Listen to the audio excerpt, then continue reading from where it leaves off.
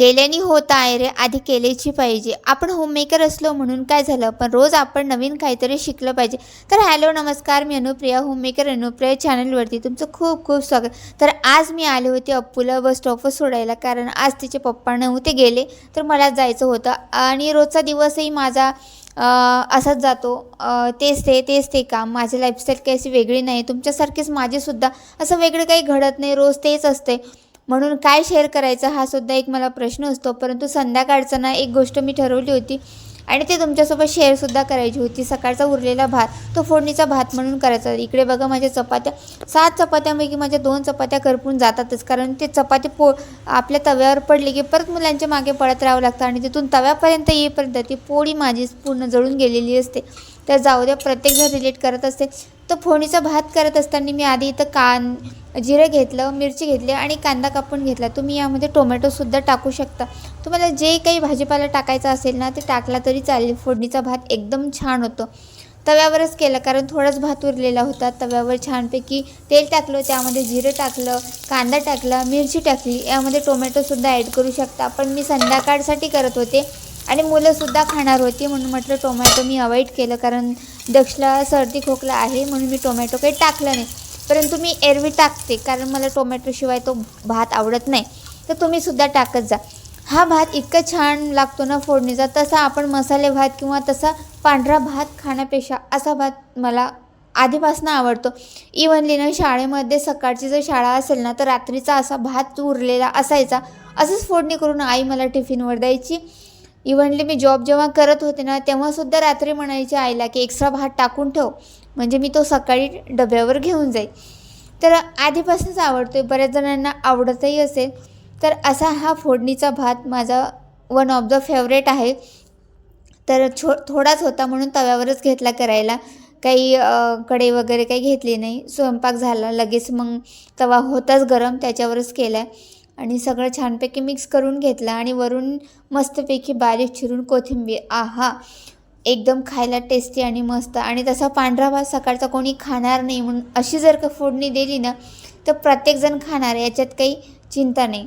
आणि इकडे माझा भात होतोय आणि तिकडे बघा माझा दक्ष काय करतोय. काय करतोय तू? काय करतोय? पिठाचं काय करतो? पिठाचं काय करतो? पीठ नाही ठोक. आपण एका कामात गुंतलेलं असलो ना तर ही अशा दुसऱ्या कामात गुंतलेलं असते. हे बघा, या पातेल्यात सगळी मुगाची डाळ टाकले, एकीकडे पीठ केलं आहे. मी जे कणिक मळलेलं होतं ते कणिक त्यांनी घेऊन त्याचे गोळे गोळे केले. आणि इकडे किचनवर बघू शकता तुम्ही राडा माझा, कारण की मुलांना सांभाळून हे करायचं म्हटल्यावर ना की बस माझ्या तर नाकी नऊ येते. ते सामान आपल्याला तिचं उचलूसुद्धा देत नाही, तर ते इकडे 4 सामान काढून ठेवतात. हे काही आमचं आता रोजचंच चाललं आहे. तसं नाही करायचं. तू गुड बॉय आहे ना, आहे की नाही?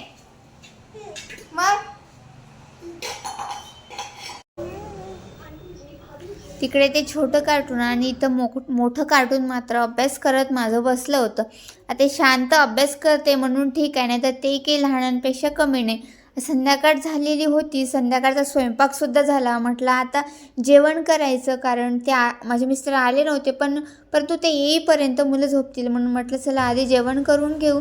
ताट वाढले आणि जे काही केलं होतं साधंच जेवण केलं होतं मी. पसारासुद्धा आवरला नाही, कारण की पसारा आवरत बसले आणि घर आवरत बसले ना तर मुलं माझे पटकन झोपून जातात. त्यामुळे मी स्वयंपाक झाल्या जेवण घेते तरच ते जेवतात.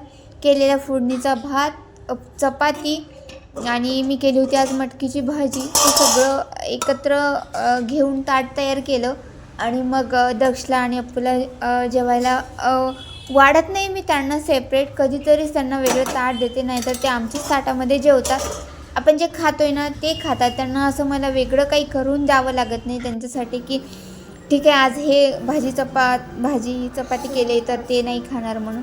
आणि छानपैकी असं खाली बसूनच त्यांना मी जेवू घालते. दक्ष माझ्यासोबत, अप्पू तरी एवढी नाही जेवत, परंतु दक्ष ना छोटा आहे परंतु खूप समजदार आहे. जे केलं ते खातो. सांगितले होतं की कशा बनवायच्या काय, ते आपल्या आधीची सीरीज जी आहे ती झालेली आहे. परंतु त्याचे जर का कोणाला डिझाईनचे PDF हव्या असतील किंवा ट्रेसिंग पेपर हवे असतील तर माझ्या बऱ्याचशा व्हिडिओमध्ये मी माझा कॉन्टॅक्ट नंबर दिलेला आहे. तिथून तुम्ही मला व्हॉट्सअप करून तुम्हाला जर ते लागत असेल तर तुम्ही ऑर्डर करू शकता.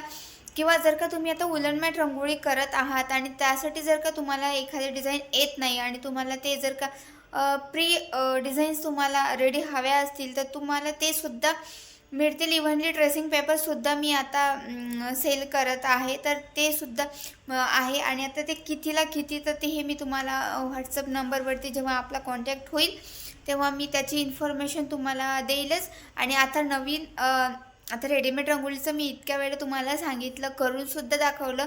आणि पण आता त्याचे पुढचं जे काही आपण म्हणून ट्रेंडिंगमध्ये असणारच असं वुलन मॅट रांगोळीचं सुद्धा आहे, की त्या मॅट ज्या आहेत ना वुलनच्या आणि त्या टिकायला सुद्धा ना खूप छान आहेत आणि घराला सुद्धा ना एक चांगला लुक येतो. आणि ते आपण बरेच महिन्यानुमहिने म्हणा किंवा वर्षानुवर्ष सुद्धा वापरू शकू अशा त्या डिझाईन्स म्हणा किंवा त्या मॅट म्हणा तर बनवल्या जाऊ शकतात. आता ते सुद्धा माझं प्रोग्रेसमध्ये वर्क आहे आणि ते सुद्धा मी लवकरच तुमच्यासोबत शेअरसुद्धा करेन. आता मी तुमच्यासोबत एक हे शेअर करते की मी एक इन्स्टा ID माझी बनवली, होममेकर अनुप्रिया म्हणूनच आहे. तर तुम्ही मला तिथंसुद्धा फॉलो करा आणि खाली मी माझ्या इन्स्टा ID देते, तर मला नक्की फॉलो करा. म्हणजे आणि त्या ID वर सुद्धा ना माझे असेच जे रिलेटेड आहे ना होममेकर रिलेटेड तेच त्याच्यावर सुद्धा आहेत. रेडीमेड रांगोळीचं आहे आणि आता जे नवीन वुलन मॅटचं जे काही करणार आहे ते सुद्धा मी आता त्याच ID वर टाकणार. आधीची जी माझी ID होती ना मला वाटतं ती बहुतेक फ्रीज झाली, ते ना फॉलोअर्स वाढत आहेत ना त्याला व्ह्यूज येत आहेत, म्हणून मी ती ID बंद केली आधीची. आता माझी नवीन एक होममेकर अनुप्रिया म्हणूनच जी काही ID आहे ना तर ती आहे. आता त्याच्यावर मी बरेचसे रील्स, मिनी व्लॉग म्हणा किंवा रेडीमेड रांगोळी, वुलन मॅट रांगोळीच्या संदर्भात बरंचसं काही टाकलेलं आहे. तर तुम्ही जर का त्यामध्ये इंटरेस्टेड असाल आणि तुम्हाला जसं मी रेडीमेड रांगोळी शिकवली ना तसंच जर का वुलन मॅट रांगोळीसुद्धा शिकायचं असेल ना तर माझ्या त्या ID ला फॉलो करा आणि या चॅनललासुद्धा सबस्क्राईब करा. म्हणजे काय होतं ना की दोन्ही ठिकाणी मग माझं एकच कंटेंट असतं आणि तुम्ही जर का यूट्यूब बघताय तर यूट्यूबवर दिसेल आणि इन्स्टा बघताय तर इन्स्टा.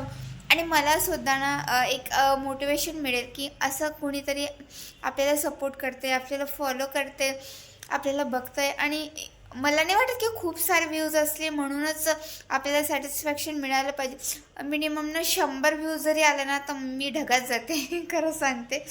तर ठीक आहे, चालायचंच. आपण आपले प्रयत्न चालू ठेवायचे, प्रयत्नांना यश हे नक्की मिळणारच आहे.